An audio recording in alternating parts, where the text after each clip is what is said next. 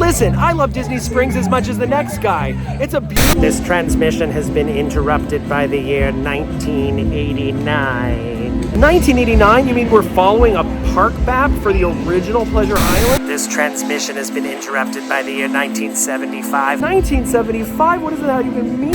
And I can't even hold up a park map for it because I can't even find one. It's so obscure. The history of Disney Springs goes all the way back to then? Well, it seems you have a lot to learn about the history of Disney Springs, Breedlove. Better get started. This area of Disney Springs, now known as the Marketplace, is actually the oldest section of Disney Springs, and if you can believe it, dates back all the way to 1975. The land for this area was handpicked by Walt Disney, and it is told publicly, the story goes that Walt Disney was told by his bankers not to purchase the land. They said that he didn't need it, and he insisted. He said, I want this land, I want to develop it into a shopping district as well as a residential district. It was his dream to have homes over in the section where Saratoga Springs is now, but it was the Lake Buena Vista Village, and this was a place where you could come in 1975, and because it opened in that year, this is actually a significant addition to Walt Disney World, because when you think about it, only 4 years earlier, Magic Kingdom and Contemporary and Polynesian Village resorts opened, and then if you count Discovery Island, which opened in 1974, that makes Lake Buena Vista Village kind of the third significant development in Walt Disney World, kind of the second main attraction after Magic Kingdom. And of course, the thing that stands out in this story to me the most is the fact that when we come to Disney Springs, this isn't just some random thing that was added, years after Walt Disney died. No, he walked this land, he chose this land, and he fought to purchase this land.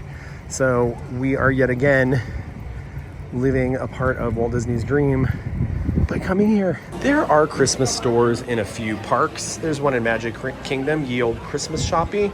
There's also the Germany Pavilion Christmas store. Both of them are lovely, but nothing will be as extensive as the amount of merchandise you find here in 12 Days of Christmas at Disney Springs. Notable because Christmas lovers, who isn't, people who love the holiday of Christmas are able to come here year round. And I mean, it feels like a football field. I know it's not, but it's a large store full of all Christmas items. And also notable because of the fact that this building was here in 1975, built for Lake Buena Vista Shopping Village. Let's see if we can find anything out by talking to some awesome cast members. It is hollow, just right in this spot, and stairs would go down to... It was like 3 stairs down to just a little pit where they did embroidering. Where they did embroidering in this... Now it's the ice room, and for a little while it was Bose was in here for a few years, and this is a hidden detail that I would never in a million years think about, know about, and that is so cool. It was a little staircase going down to a little embroidery studio. This building, I know, when we came here, when it was Marketplace, when it first opened up, this was a lot of this was a sports area. The back part of it here was sports, and the front part was jewelry. That part was not built yet. That part was an add-on. That was an add-on. Do you remember this area here is the oldest building that exists. 1975? Yes. Amazing, when they first built incredible. It, yes. I never knew that until I started researching this. It's like the coolest thing. It's like a magical kind of thing to find out. We've just learned, dating back to 1975, this building still stands here as well, almost 50 years old. We should have a 50th anniversary celebration for these two buildings. But I also just want to prove to you, I don't know if you could see that I'm weepy as they were telling the story of, the things that they knew. Well, let's start in the middle, shall we? In the chaos zone. I don't know, it's like the center, the heartbeat of this building and see if anybody knows if this building was here in 1975. The man whose company this is was an original caricature artist back in the day, and he still is. He still does it, and now we have. He employs several of us who are artists, and for different things, we do live caricatures, and it's not owned by Disney. This is one of the few that's not owned by Disney. And this is the art corner. The art corner is privately owned. Your caricature artists are in the parks. I know exactly in Magic Kingdom. They're in Hollywood Studios. That is so cool. Sometimes Epcot, right? During the festival. Yeah, we were at the festival. Festival of the Arts. We had 3 of these. That's right. I remember that. Yeah, and we have at the resorts, all throughout the resorts, we have caricature artists. We have Nameworks, which is a big thing. Yes. I saw this at Festival of the Arts as well. But anyway, don't sleep on the art corner. Not only is it an amazing place to have caricatures, pet tunes, Nameworks, digital caricatures, and spin art personally created for you and your family and friends, but it is also inside a building that is original to 1975 Lake Buena Vista Shopping Village. Of course, we have to talk about Star Wars Trading Post.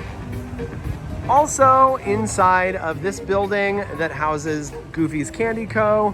and the Art Corner.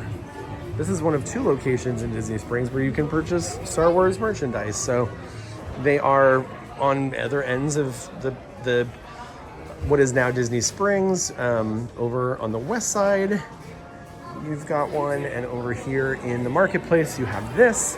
I just ran into the sweetest viewer, Kathleen. It is her birthday on the 12th of the month that you don't even know when this is filmed. So happy birthday to Kathleen, and it was so great to meet you, and thank you for saying hi. Thank you so much. And I just want to let you know that we're standing in a building that has been here since 1975, and this is one of the buildings that is still here from the original Lake Buena Vista Shopping Village. Is that cool or what? That is the coolest thing. When you look up, you can kind of like tell it's really, the craftsmanship is excellent. Like It's this amazing. is a real building. They don't just make them like this anymore. They don't. I mean, They really literally, don't. they don't. Literally. It was great to meet It you. was so Happy nice to meet you. birthday. Thank you so much. Thank you. Earl of Sandwich has not been here forever, no. Mickey's Pantry was here, a deli that was operated by Disney, was here in this place before Earl of Sandwich came in 2004. But this building is original. It is from 1975, an original building that was part of the Lake Buena Vista Shopping Village. And we don't know what was here when it first opened. The assumption among the cast members that I spoke to today is that it was some sort of food service operation. It could have opened with Mickey's Pantry. Let's go inside Earl of Sandwich now, because I think we should be able to eat inside of a building that's been here since 1975. They do have some plant-based sandwiches on the menu, and I am looking forward to having one with you right now and eating inside of this piece of Disney Springs history. Honestly, the aesthetic of everything is so on point here. If you love the UK, if you're from the UK, or if you're just a fan of the UK like I am, this is really cool. The vegan Cannonballs is the plant-based version of their classic Cannonball sandwich. This includes vegan mozzarella, vegan meatballs, marinara sauce, really delicious looking bread. I am so excited to have this again and eat it in here knowing that we are inside history. As a plant-based eater, I don't need fake meat to be happy, but this is really delicious. It's fun to have something that you don't usually get to have, which is meatballs. And marinara, I get to eat marinara all the time, but having this really good combination of very delicious plant-based mozzarella. I have a hard time with fake cheese sometimes, and this one is really good. I remember liking it the first time I ate it, over a year ago when they first released the sandwich. But I think it's great. Do I recommend it to non-vegans? Probably not. You have a real Cannonball, real meat Cannonball sandwich that will probably it'll taste more like what you're used to, but if you are, sometimes if you're having vegan days where you and maybe your family are choosing to eat plant-based one day a week and it's that day and you're in Disney World and you want to stop by and get an affordable meal here at Disney Springs, then absolutely come by Earl of Sandwich and get the vegan Cannonball sandwich. I just had an amazing powwow with two gentlemen who work, I believe one is the chef. I actually didn't ask. He said he would prefer not to be on camera, which I completely understand. But they walked me through a little bit of what this used to be. This wall didn't used to exist originally. So the two stores, the spice store next door, and also this location, which was originally a bookstore, I was told, and then a grocery store. So you would actually be able to come here from your resort and do some grocery shopping. And I said, oh, is it like what exists at the resorts now, or it's just like really super basic provisions? And he said it was actually a little more than that. You would come in here and actually do some serious grocery shopping, and it was intended to keep people on property. That was the original intent, and of course that was elaborated on by Michael Eisner when he created Pleasure Island, because he wanted people to have nightlife experiences here on Disney property and not have to go off property to go dancing, to go clubbing, and that's how Pleasure Island started. But in 1975 it started here in Lake Buena Vista Shopping Village, and this location here originally started out as a bookstore and then turned into a grocery store, and then Mickey's Pantry was next door. It wasn't in this location, it was on the other side of the wall that didn't exist, so the two were connected and open and free. So I've learned from an amazing cast member who just took us on a little mini tour. This used to be the Rollins baseball store, and this was a little boutique that you were able to purchase Rollins baseball items in here in Disney Springs. And this entire store that is now called the Marketplace CoOp used to be called Team Mickey's. This was a retail location, but it wasn't called the Co-op. It was called Team Mickey's. But let's take a look up, because this architecture is completely in line with everything we've been seeing this year, and next year we'll be celebrating its 50th anniversary in 2025. A celebration that I think we should initiate. If it's not initiated by Disney, let's get it going. Let's celebrate this part of Disney history, this area in Walt Disney World. Amazing cast member is taking us on a journey right now into the vault section of the Co-op to see something hidden that is blowing my mind. It is a collection of artifacts from Pleasure Island. Over there you've got the actual Pleasure Island poster. Unbelievable. Is that a disco ball from Mannequins? That one is from 8-Tracks. No, I went to 8-Tracks. But of course the mannequin is for Mannequins. Oh my gosh. The giant pencil was a bit at the comedy warehouse, and the peacock is from, and a lot of things from the Adventurers Club right there, right? This is a whole collection of stuff from the, and then what is the chess piece? I think that was Comedy Warehouse. Comedy Warehouse. And there's like other stuff maybe back there, like some other props from Comedy Warehouse maybe on that shelf. No, it continues. Oh my gosh, this is it. This is like, this is what the point of this video. And then there's a map of what it looked like before it expanded. And what you could tell. Wait a minute, is that black piece? The long building there? Yes. Wait, this one? Yep. And then that black piece right there is actually that sunroof. No. That's the top of the pyramid? is this sunroof right here? Yep. Oh my gosh.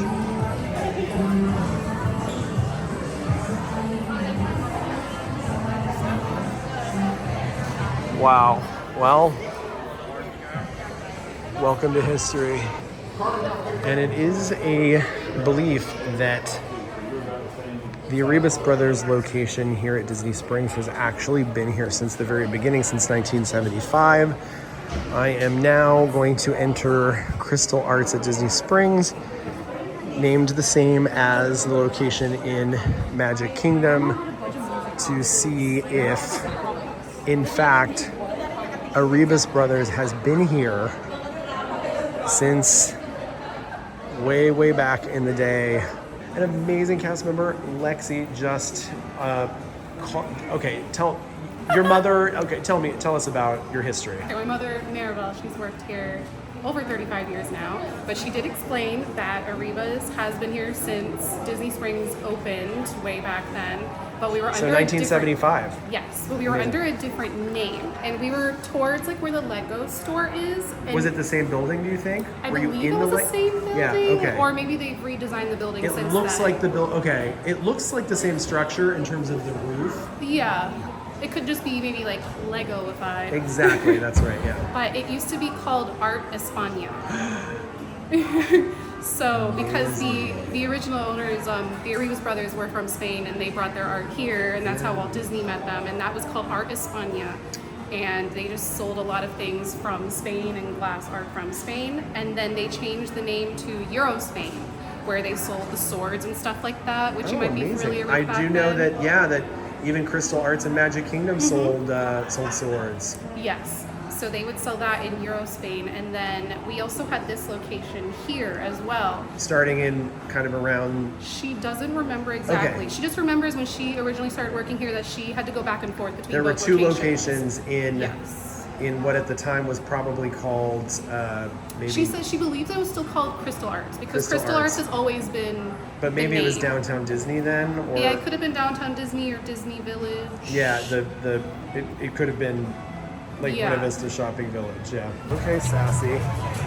Yeah. What? I feel like Quincy's mad at me for not turning in my shot list on time. Well, an amazing cast member named Joshua just walked me through, kind of his understanding, which is this building was actually built in the 90s. He said, is it possible Erebus Brothers was here in this store before? And he said, I thought this was a clothing store before it turned into a Lego store. And so I'm gonna go with what Lexi said, and that this is probably not the original building. It was a store that was over in this basic location, and that this is not an opening day 1975 store, but it is a very cool store and where you should go for all of your amazing Lego needs. All right, that's the Lego store, and not a building that's been here since 1975. So it's okay, it's okay. And now it's time to address the big elephant in the room, the World of Disney store, which, well, it was responsible for the closure of a lot of the original buildings from Lake Buena Vista Shopping Village. World of Disney opened on October 2nd, 1996, which makes me wonder, were they a day late? Did they mean to open on October 1st, like Epcot and Magic Kingdom, and just missed it by a day? Or were they being creative? In any event, this behemoth, I think I always say that wrong. This behemoth of a Disney store, the largest Disney store in the world when it opened, was quite an undertaking, quite a stunt, quite an amazing thing to see in 1996, and continues to be pretty amazing to this day. It's huge, and they have everything. If you're looking for Disney merchandise in Disney World, if you haven't found it in the parks, you better head over here to World of Disney. Odds are you are going to find exactly what you're looking for in this store. But again, it is on the burial site of many of the original buildings from 1975. when this was Lake Buena Vista Shopping Village. While definitely keeping in the spirit of the architecture of the original buildings in this area that is now known as the Marketplace, 1996, Imagineers really kept to what was laid out for them in 1975. And I think it's really amazing. I've never noticed before the continuation of this style. Now, they did do sort of is that a corrugated metal or an embossed metal of some kind, tin ceiling situation. It's definitely been updated with sort of more modern hardware, as opposed to the exposed wood beams and the panels, but you still got the wood beams. The panels on the ceiling are different. Some of them are metal. This one is more of a modern, traditional sort of plaster, but still within the world, definitely within the world of those original buildings. It does make me really appreciate those those first buildings. I will say, I think they did a great job of creating something that is up to the standards of modern Disney parks, while also honoring the original perspective of the design and architecture of the original buildings from 1975, and including some details like this what appears to be a faux skylight that is sort of a gigantic blown up version of the one you can see next door in the co-op, which is original to 1975. So I think it's cool that there are all these connections. I never in a million years, if I didn't do this video, I would never have noticed any of this. It's just a place to go shopping, but like anything with Disney, nothing is just a place to go shopping or a place to go eat or a place to go sit and hang out. Everything means something, everything's connected, and everything is thought out to the absolute most extreme. And certainly Disney Springs, as we know it today, is no exception. When the Empress Lily opened right here in 1977, it was by far the most elegant fine dining experience you could have on Walt Disney World property, and it stayed that way until 1988 when Victoria and Albert's opened. It was a place where the best chefs, top chefs, would come and create menus and create dining experiences that were so beautiful in opulent settings, and it was truly a fine dining experience and a destination. It brought people out to this location because they wanted to come and eat in this incredible riverboat, a riverboat that goes nowhere, but it took you a lot of places in terms of flavor and service and elegance, and it's pretty amazing that it's still here. It became Fulton's Crab House in 1996, and then in 2017 is the way most people say it, it became Paddlefish, which is the restaurant experience you can have in this location to this very day. This transmission has been interrupted by 1989. Tisk tisk, Breedlove, time is running out, but nighttime is the right time to enjoy the pleasure of the island. So maybe everything's working out just as planned. Better get going, there's lots to show.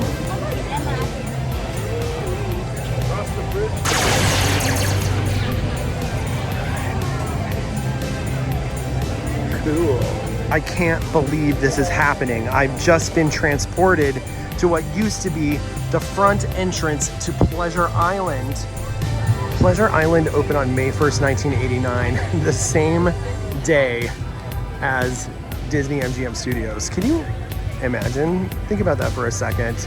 Imagine also that this was the official entryway. This is where guests walked. I walked across this bridge to enter an entertainment district the likes of which the world had never known. Sure, there were places, even here in Florida, Church Street Station was iconic at the point that this opened. So iconic, in fact, it's a big reason Michael Eisner wanted to open Pleasure Island. He wanted to compete, and he wanted to make sure people weren't leaving Disney property and going downtown to Church Street Station. Here we are, we've crossed the bridge, we've crossed the threshold, and it's time to have a happy new year. What's hot, hot, hot? Pleasure Island. We're gonna start over here to the left and right in front of us. There's a lot to talk about right here already.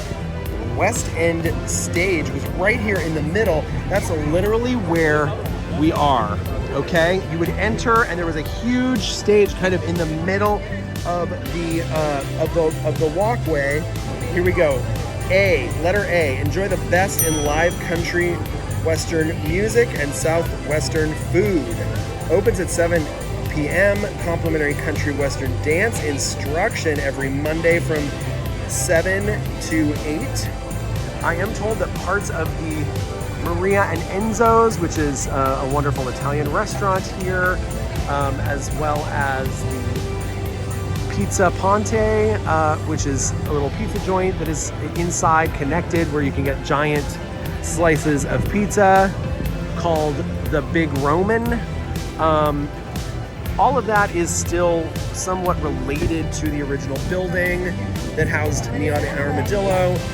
I did just check with a cast member in here in Maria and Enzos, and I asked if any of the building, the original building from Neon Armadillo or BET Club still existed, and she said no.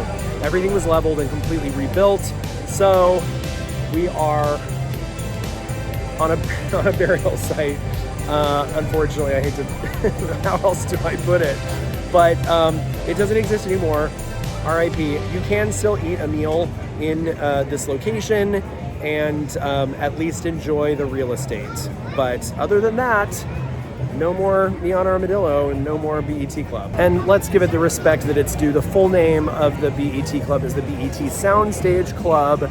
And the idea was that you were stepping onto the soundstage of BET and you were having a dance party. And it meant a lot to a lot of people.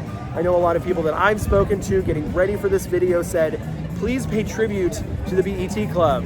Yes, Neon Armadillo was great, and it's burned into a lot of people's minds, including my own, because it was there first.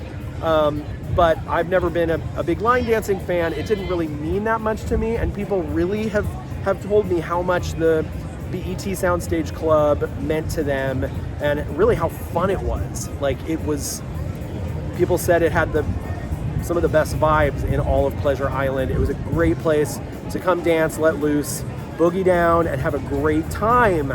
I wish we could do that. We're gonna have to go to Atlantic Dance Hall after this and do some dancing because all right, it's time for B. All right, B, which is Comedy Warehouse. Experience the funniest improv in town.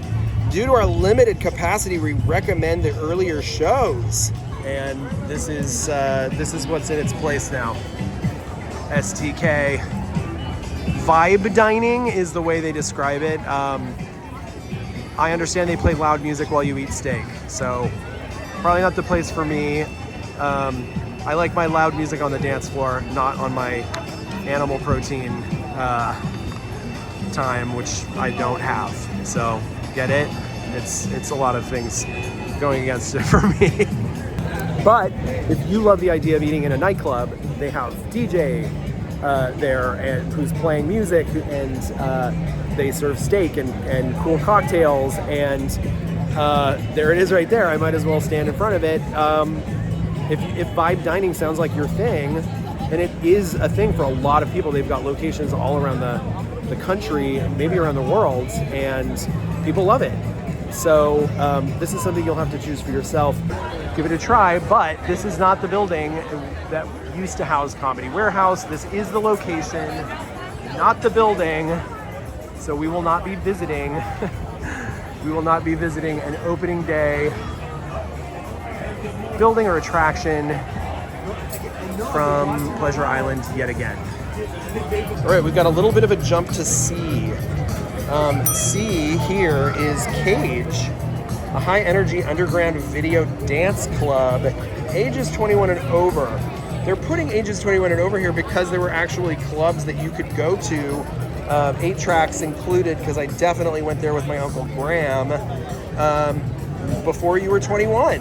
I was a teenager, I was 16, so I know that was a thing. Cage, however, was a 21 and over club. It opened at 8 p.m. and it was located right here, which is on the same side as STK / Comedy Warehouse RIP. So let's head over in this direction and see if we can't find some relic, some remnant left of what was Cage! Exclamation point. Well, the spacing might be different. These are probably all brand new buildings. I'm absolutely sure of it based on our records so far. But in terms of counting storefronts, we've got 1, 2, and then 3 here, and that is letter C, and that is Cage. So I believe we have just discovered that Cage, the nightclub, the underground, the high energy underground video dance club, is actually a very comfortable shoe store. Okay, next is D, which I do know is the West End stage, jamming under the stars to the hottest bands in Florida. And this is the lineup at the time that this map was printed. Sunday had a band called Past Due. Monday, the Rippingtons. Maybe it was the Rippingtones. No, it was the Rippingtons. Tuesday through Friday, Frankie and the West End Boys. They were obviously the stars. And Saturday, although Saturday's a big night, Bobby, Boris, Monster Mash, Pickett, and Tiny Tim. I wonder if it's the Tiny Tim. Could that be possible? Because that would be epic. And there are their times, and then every night there was a New Year's Eve show, confetti and pyrotechnic extravaganza featuring PI Live and the Explosion Dancers. Sunday through Thursday, this would happen at 10:47.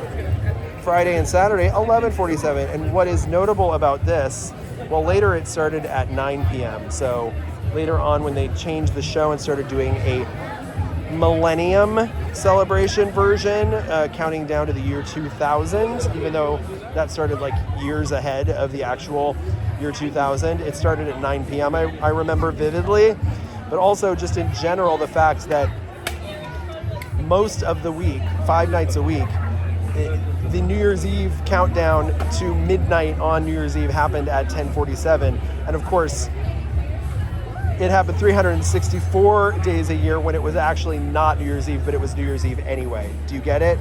New Year's Eve every night, no matter what. And they did a midnight countdown at 10:47 or 11:47. And when I remember it later on in the later 90s at 9 p.m. I just remember it being kind of massive and, you know, hugely expansive, but I don't think it was as big as I remember it. But there was a stage here, and it was midnight on New Year's Eve every night at different times, depending on when you came, but never at midnight. Never actually at midnight. And once a year, it would be on New Year's Eve. So that's good. Maybe they did it at midnight then. All right, going from D to E. Oh my gosh. I know where we are because I'm right here. It is over here, and it is the Adventurers Club. Step back in time, laugh along with eccentric travelers and daring adventurers in our 1930s Explorers Club, where anything can happen. 5 outrageous rooms filled with continuous entertainment. Open 7 p.m. Many props were on display at the co-op. We saw incredible treasures, several full shelves of them. So this is something that is really missed by a lot of guests. It was a beloved experience. I would say probably the most enduring sort of fan base from Pleasure Island as a whole would be the Adventurers Club, hands down. I don't think there is any other experience, not even Mannequin's Dance Palace. People look back on that fondly, but nothing in any iteration of Pleasure Island holds a candle to the level of fandom that people have for the Adventurers Club. And sadly, of course, like everything else in Pleasure Island, it's gone. And in its place, something called the Edison, which is cool, but it's not the Adventurers Club. Edison is a very stylish restaurant and bar. It's multi-level. There are places to sit upstairs and look down over the revelers below. Everything is very, it's retro in a way that goes back further than my personal retro taste goes. It's sort of in the steampunk style, which I appreciate and think it's beautiful, but I like tacky things from the 70s, 80s, and 90s. But I still admire this restaurant and bar very much. It is in the place of the Adventurers Club, so this is a place to come and pay your respects if you were a fan or if you just knew about it, if you had heard about it. But unfortunately, nothing of the original building, the original structure stands to this day. We have a completely new building in its place, but it is a place you can come and enjoy 7 nights a week until 10:30 p.m. And I think you should check it out. Okay, we've got F over here. This is interesting. We're jumping across the way to KZFR Rock and Roll Club. If this was the Adventurers Club, then this would be Paradiso's 37. All right. Which, depending on how you think about it, might be more fun. Okay? I think you're probably getting alcohol for the prices you might have paid in 1989. Maybe less than you would have paid. I don't know. I've got to do the math on that. But I think we found the most 1989 thing in Disney Springs yet, and that is the happy hour at the prices at the happy hour at Paradiso 37. All right, it's time for G. Well, look at this over here in the corner. Hi, G. Mannequins Dance Club, which is like legendary dance club. Okay, this is where they had a state-of-the-art lighting system. They had a rotating dance floor. The dance floor spun while you danced, which I learned from a cast member earlier who's been here since Pleasure Island was open, that they had a big problem with people getting lost because the rotating dance floor would take them to a different section and they couldn't find their table. I love that idea. It's so funny to me. It would be a nightmare if you were going out, but guess what's here now in its place? Morimoto Asia. This is not only the home of mannequins, it is the original building that has been cosmetically altered, but the original structure which housed mannequins, the legendary, the iconic dance club, is still intact and now holds Morimoto Asia. It seems as though this structure is actually the original catwalk that overlooked the dance floor. This area here is where the rotating dance floor was originally. It is now a dining room area. There is sort of a legend about this pillar here being the only